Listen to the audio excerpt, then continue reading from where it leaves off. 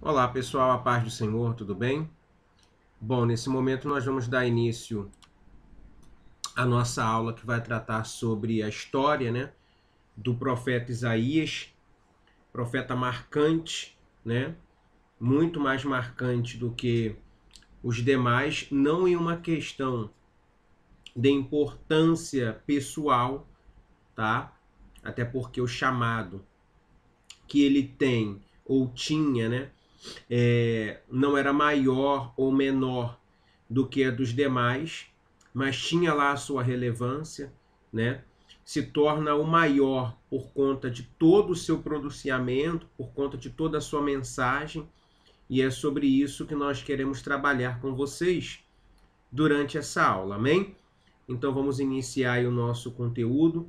Espero poder alcançar a mente e o coração de vocês nessa noite, para a glória e para o louvor do nome do nosso Senhor Jesus. Amém?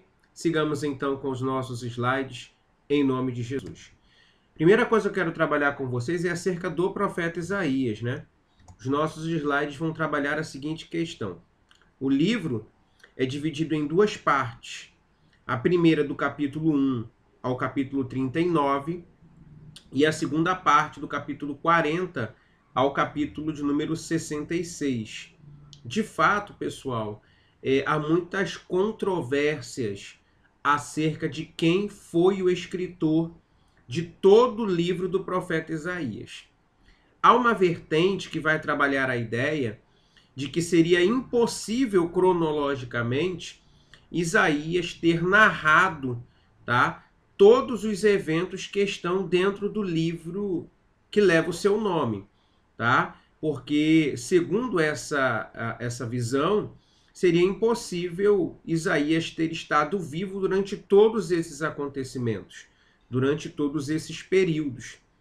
Mas já há uma linha de raciocínio teológico que vai dizer que Isaías ele escreve essa primeira parte, tá? Que vai do capítulo 1 ao capítulo 39, e a segunda parte é uma outra pessoa que escreve visualizando, tá, todos os acontecimentos ou trazendo à baila os acontecimentos pelas quais Isaías viveu. Mas fato é que todo o Novo Testamento, João, Jesus e os demais apóstolos que prescreveram as Sagradas Escrituras naquilo que tange ao Novo Testamento, fazem menção ao profeta Isaías como o escritor de todos os capítulos existentes dentro da narrativa bíblica. Tá ok? Então são duas partes.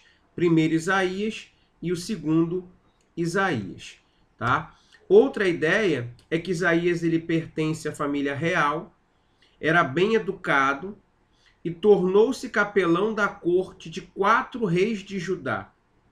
Outra situação que eu quero trabalhar com vocês aqui acerca da pessoa do profeta Isaías é que ele tinha tudo para não ser o que ele foi, mas optou por ser quem Deus queria que ele fosse. Por quê?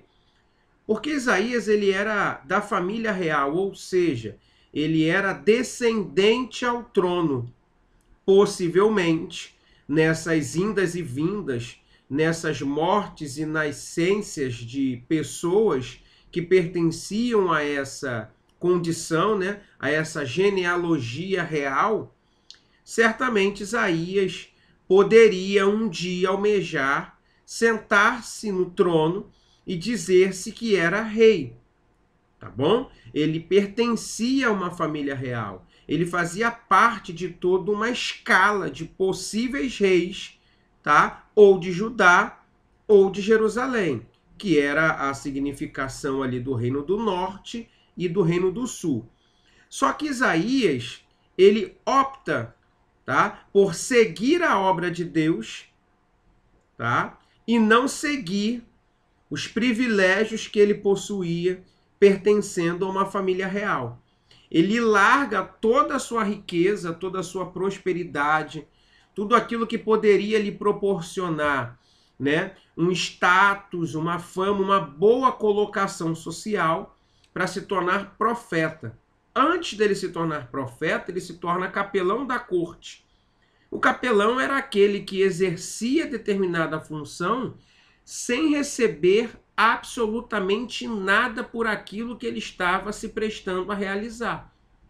Em todos os tempos, o capelão sempre foi aquele que prestou um serviço voluntário.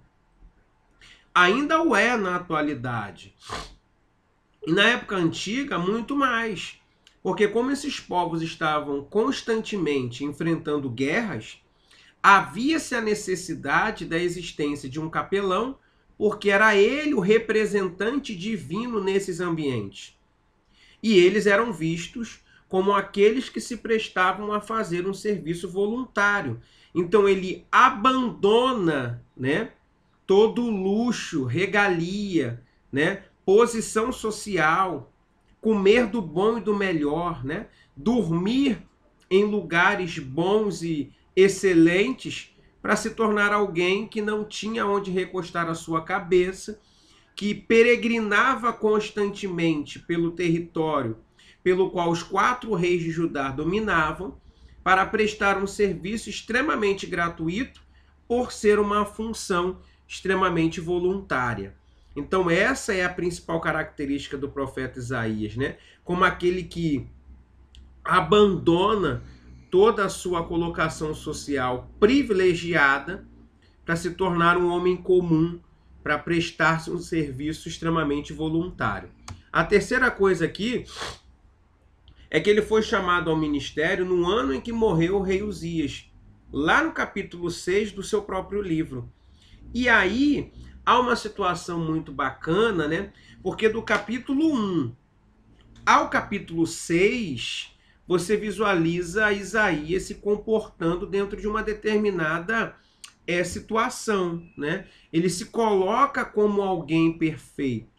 Ele se coloca como alguém santo. Dentro da mentalidade de Isaías, ele estava na posição que Deus queria que ele estivesse.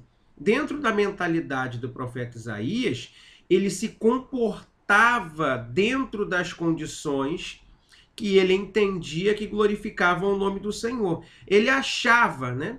Achava que era crente. Mas lá no capítulo de número 6, quando ele recebe o chamado ministerial, tá? De deixar de ser um capelão para se tornar um profeta, a Bíblia diz que ele tem um encontro com o Senhor. E quando ele tem um encontro do Senhor, ele vê que ele não é nada daquilo que ele achava que ele fosse. Enquanto ele estava fazendo as suas comparações com o seu próximo, ele se achava o máximo. Mas quando ele se encontra com o próprio Deus, ele vê que ele não passava de um mero pecador. Tá? Ele não passava de um pedaço de trapo de imundície. Porque é assim que nós somos quando nós nos encontramos com Deus.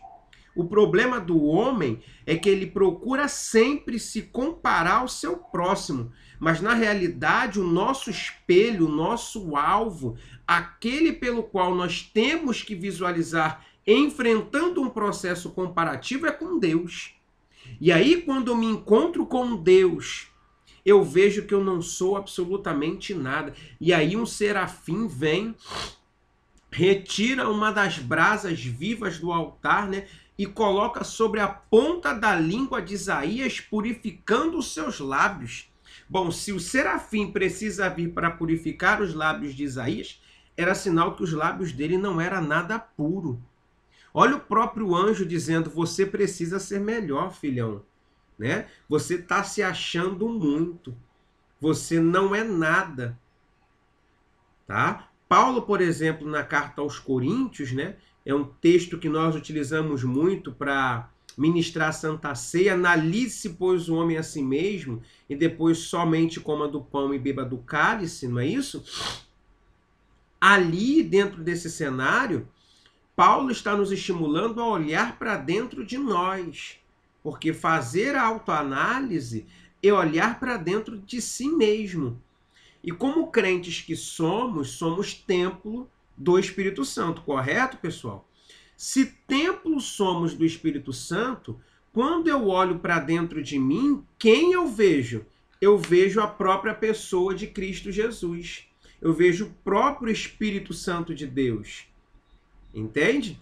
Então, quando eu tenho um encontro com o Espírito Santo de Deus fazendo uma autoanálise, como é que eu me coloco? Eu me coloco na presença daquele que tem o poder de me convencer do pecado, da justiça e também do juízo. Então, fazer autoanálise é olhar para dentro de si. Isaías, até o capítulo 6, estava olhando para o lado externo. Agora, ele se vê na obrigação de se olhar no lado interno. E quando ele olha para dentro do templo, quando ele tem um encontro real com Deus, ele vê que ele não era nada daquilo que ele achava ser. Não é isso? Esse é o grande problema da humanidade. É achar que é alguma coisa, quando na realidade não é nada daquilo, né, que essa pessoa pensa ser. Sigamos aí. Profeta Isaías ainda. O título deste livro profético, que é o nome de Isaías, né, quer dizer o Senhor salva, ou a salvação vem do Senhor. O nome do livro foi dado em homenagem ao profeta que o escreveu, que foi Isaías, né? O título expressa o conteúdo do livro, que é a salvação vem do Senhor por meio do Messias prometido. Então, no livro do profeta Isaías, você vai ver um tema central. Além de ser um livro extremamente messiânico, e nós vamos trabalhar isso nos próximos slides, vocês vão visualizar que há um foco ali. O foco de se apregoar acerca de uma salvação. Que salvação é essa que é expressada por meio do Messias prometido, tá? Dentro do livro do profeta Isaías, que vai abraçar todo o Novo Testamento, tá? Lá no primeiro slide vocês visualizaram que o livro do profeta Isaías existem 66 capítulos, correto? Quantos livros a Bíblia possui? 66. Então, o livro do profeta Isaías, ele faz uma síntese de todo o contexto das Sagradas Escrituras. E em toda a Bíblia, o tema central é Jesus Cristo, o Messias prometido. E quando nós falamos do Messias, falamos daquele que tem o poder de presentear o homem com a salvação. Que salvação é essa? Salvação que vai trabalhar dentro de 3 níveis. Salvação de enfermidade, salvação de morte física e salvação da morte eterna. Quando fala-se do Messias prometido como aquele que vai vir ofertar salvação, fala-se daquele que promove a salvação de algum tipo de enfermidade. Então, quando você, por exemplo, é acometido de uma enfermidade, quando você é visitado por algum mal, por exemplo, a Covid-19, né, tem assolado muitas pessoas. Então, suponhamos que você tenha contraído aí o vírus da Covid-19 e você foi curado da Covid-19, venceu a Covid, não é isso? Então, você recebeu a salvação do Senhor, salvação da enfermidade, tá?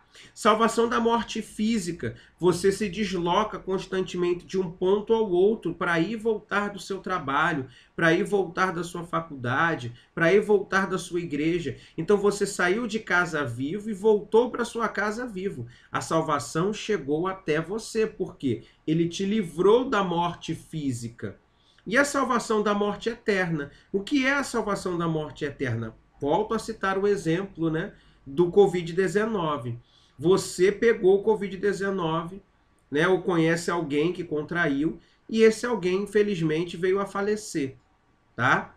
Ele não recebeu a salvação da enfermidade, não recebeu a salvação da morte física, mas ele recebeu a salvação da morte eterna. Porque todos aqueles que estão em Cristo Jesus, eles não morrem, mas eles recebem a vida e vida eterna. Então, quando se fala de um Messias que promove salvação, fala-se de um Messias que promove salvação de enfermidade, salvação de morte física e salvação de morte eterna. Só que, tanto esse público do profeta Isaías, como o público que vai conviver com Jesus nos 4 evangelhos, não conseguiam discernir muito bem esse cenário. Por quê? Porque tanto as pessoas que dialogavam com o tempo do profeta Isaías e principalmente aquelas que conviveram com Jesus durante o período dos 4 evangelhos, eles imaginavam, ou melhor, eles almejavam um Messias que ofertasse a salvação não somente de uma enfermidade, não de uma morte física, e principalmente de uma morte eterna. Eles almejavam o Messias que iria ofertar salvação do poder político de Roma. E Jesus ele vai dizer lá no livro de Atos, capítulo de número 1, quando os discípulos os questiona, dizendo que seria nesse tempo ou no próximo que uma salvação vindoura seria ofertada para os judeus, né? Jesus vai dizer o seguinte: não é concedido a vocês saber o tempo e a hora. Porque qual era a ideia dos discípulos? A salvação política. E Jesus está dizendo o seguinte: o meu reino não é desse mundo. O meu reino é de um outro mundo. Eu vim para ofertar uma salvação eterna, não uma salvação política. Por isso que Judas, por exemplo, não consegue, né, dialogar muito bem quando Cristo expressa a ideia de dê a César o que é de César e a Roma o que é de Roma, a Deus o que é de Deus e a César o que é de César, né?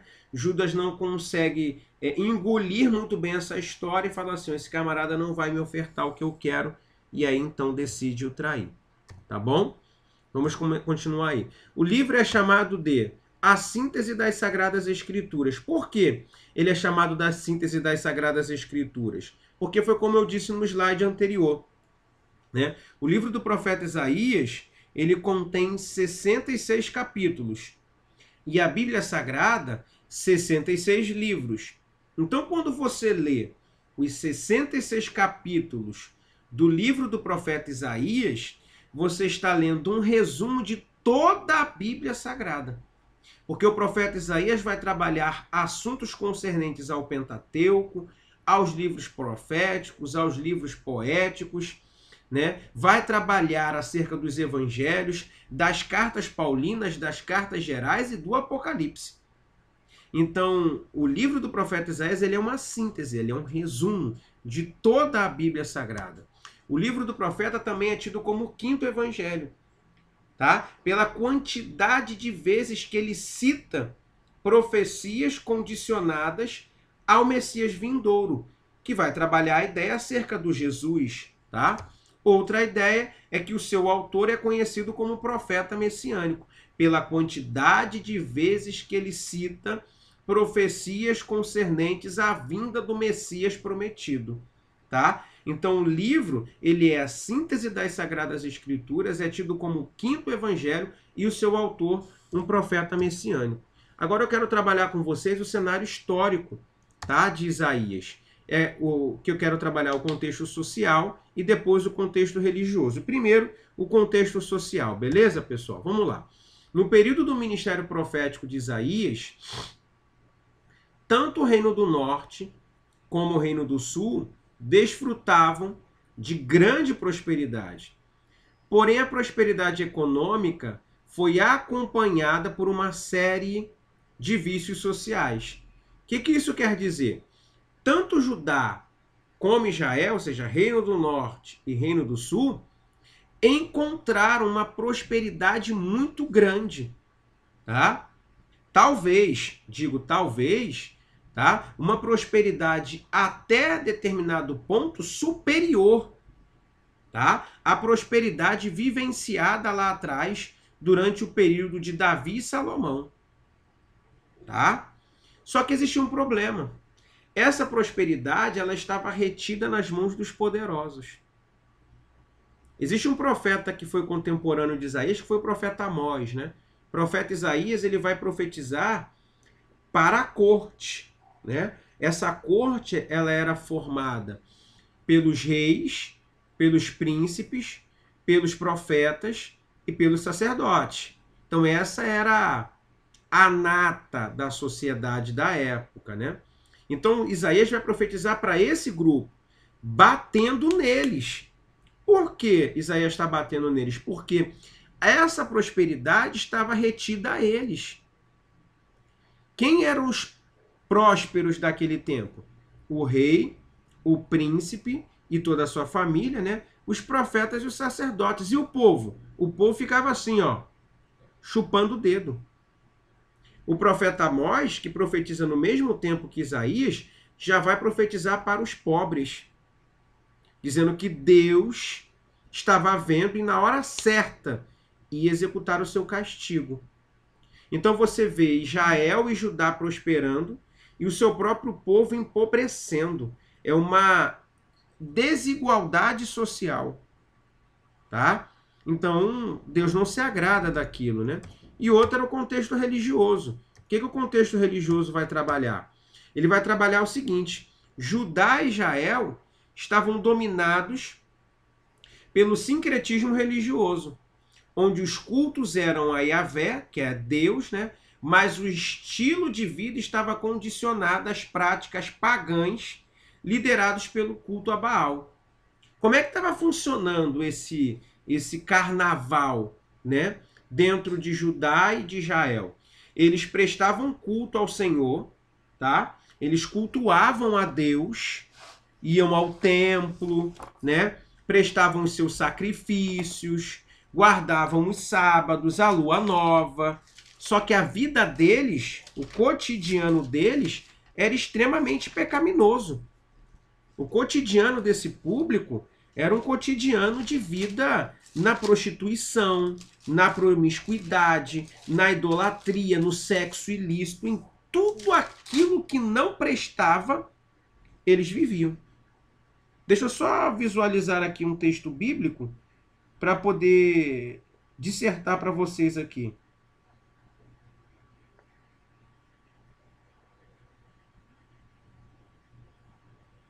Aqui, primeiro capítulo do profeta Isaías, né, versículo de número 10, vai dizer exatamente sobre isso. Olha o que diz o texto bíblico. Ouvi a palavra do Senhor, vós príncipes de Sodoma, dai ouvidos à lei do nosso Deus, ó povo de Gomorra. Ele não está falando para pessoas de Sodoma e Gomorra. Deus está igualando os príncipes da nação de Judá e de Israel ao povo sodomita, tá? E ao povo que vivia na cidade de Gomorra. O pecado ali era um pecado de homossexualidade, tá? Deus está chamando os príncipes de Judá e os príncipes de Israel de promíscuos, de quem praticava prostituição sexual e com pessoas do mesmo sexo. Versículo de número 11. De que serve a multidão dos vossos sacrifícios, diz o Senhor? Já estou farto dos holocaustos de carneiros e da gordura de animais cevados. Não folgo com o sangue de bezerros, e nem de cordeiros e nem de bodes. Por que ele está dizendo que não folga? Porque o que é que aplacava a ira de Deus, né? O que é que amenizava o pecado do povo? Era o sacrifício. Então, quando o povo sacrificava ao Senhor pelos seus pecados, o Senhor descansava. Ou seja, o caos era apaziguado. Mas olha o que Deus está dizendo. Eu não tenho descansado. Eu estou farto. Tá? Versículo 12. Quando vindes à minha presença, quem requereu isso das vossas mãos? Que viesses pisar nos meus atos. Deus está falando. Quem foi que chamou vocês aqui? 13. Não continueis a trazer ofertas vãs. O que é uma oferta vã? É você levar a sua oferta ao templo e não viver a sua vida para com Deus. É mais ou menos eu levar o meu dízimo à igreja e viver na prática do pecado. Se eu faço isso, a igreja recebe, mas Deus não. Porque olha o que Deus está dizendo aqui. Ó. Até quando vocês vão continuar trazendo a mim ofertas vãs? Não traga mais. Porque se vocês estão trazendo oferta, mas não estão vivendo de acordo com a minha vontade, é vã a sua prática. É vã a entrega da sua oferta e do seu dízimo. Sigamos. O incenso é para mim abominação. E também as luas novas. Os sábados e a convocação das congregações, não posso suportar a iniquidade nem o ajuntamento solene. Olha o que Deus está dizendo. Eu não quero mais isso, eu não suporto mais. 14. As vossas luas novas e as vossas solenidades, a minha alma as aborrece. Já me são pesadas. estou cansado de sofrer. Pelo que, quando estendei as vossas mãos, escondo de vós os meus olhos. Sim. Quando multiplicais as vossas orações, não as ouço. As vossas mãos estão cheias de sangue. Lavai-vos, purificai-vos, tirai a maldade dos vossos atos de diante dos meus olhos. Cessai de fazer o mal e aprendei a fazer o bem. Praticai o que é reto, ajudai o oprimido, fazei a justiça ao órfão, tratai a causa das viúvas. Vinde então, e argui-me, diz o Senhor, ainda que os vossos pecados sejam como a escarlata, eles se tornarão brancos como a neve. Ainda que sejam vermelhos como o carneiro, sim, se tornarão brancos como a lã. Olha o que Deus está dizendo. Quer vir a mim? Pode vir. Mas primeiro, cuida do órfão. Atende a causa da viúva. Visita os oprimidos. Se vocês fizerem isso, aí eu recebo as suas orações, aí eu recebo o seu clamor, aí eu recebo o seu sacrifício. Tá? Então, esse era o contexto religioso de um povo que pregava, mas não vivia o que pregava. Então, essa é a nossa aula do profeta Isaías aqui pela plataforma do Google. E nos próximos encontros nós iremos discutir um pouco melhor sobre a história de outros profetas. Que Deus abençoe a vida de vocês. Em nome de Jesus. Amém.